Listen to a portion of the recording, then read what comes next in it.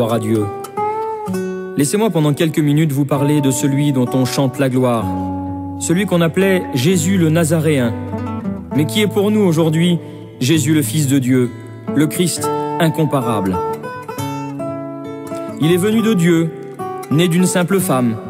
Sa naissance est un fait qui confond la raison des sages et dont aucun savant sous le ciel n'a jamais percé le secret.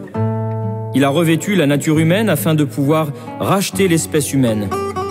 Il est devenu Fils de l'homme afin que nous devenions fils de Dieu.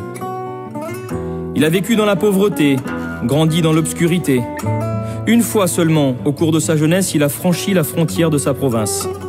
Il n'a pas eu les avantages d'une haute instruction ou d'une éducation distinguée, sa famille étant sans fortune et sans influence. Et pourtant, petit enfant, il a été un sujet de terreur pour un roi. Jeune garçon, il a étonné et embarrassé les théologiens. Dans l'âge mûr, il a commandé la nature, marché sur les vagues, ordonné à la mer de s'apaiser, rendu la santé du corps à des multitudes, ressuscité des morts par le pouvoir de sa parole. Il est le Christ incomparable. Il n'a jamais écrit un livre, et cependant, aucune bibliothèque ne pourrait contenir les livres qui ont été écrits à son sujet. Il n'a jamais composé un cantique, et pourtant, le nombre des mélodies dont il est aujourd'hui le thème est tel que tous les compositeurs réunis ne sauraient l'égaler. Il n'a jamais fondé une école, et pourtant, toutes les universités du monde ne pourraient se vanter d'avoir rassemblé autant de disciples. Il n'a jamais non plus appris ni exercé la médecine, mais qui donc pourrait dire le nombre de cœurs brisés par la souffrance qui depuis 20 siècles ont trouvé auprès de lui la guérison?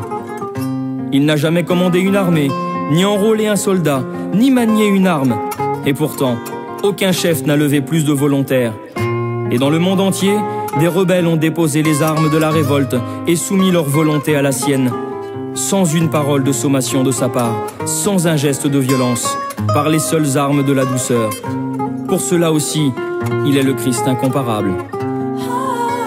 Il a changé son vêtement de pourpre royal pour la tenue de l'humble artisan. Il était riche, et par amour pour nous, il s'est fait pauvre. Et combien pauvre! Il a dormi dans la crèche d'un autre. Il a traversé le lac de Génézareth dans la barque d'un autre. Il a fait son entrée à Jérusalem le jour des rameaux sur l'âne d'un autre. Il a été enseveli dans le tombeau d'un autre. De grands hommes ont paru et sont tombés dans l'oubli. Lui seul ne passe pas. Hérode n'a pu le tuer et Satan n'a pas réussi à faire obstacle à son œuvre.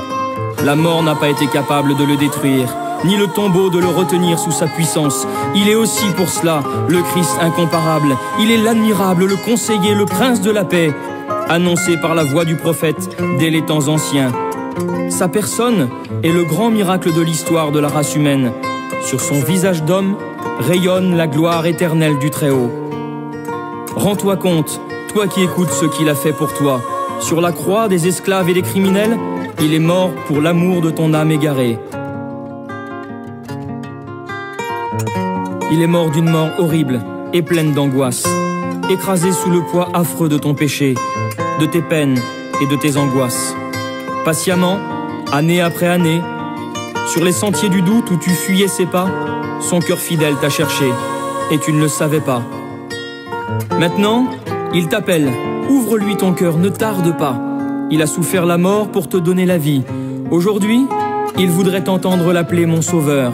Il est le Christ incomparable et il est le seul qui puisse réellement te secourir. Que Dieu vous bénisse.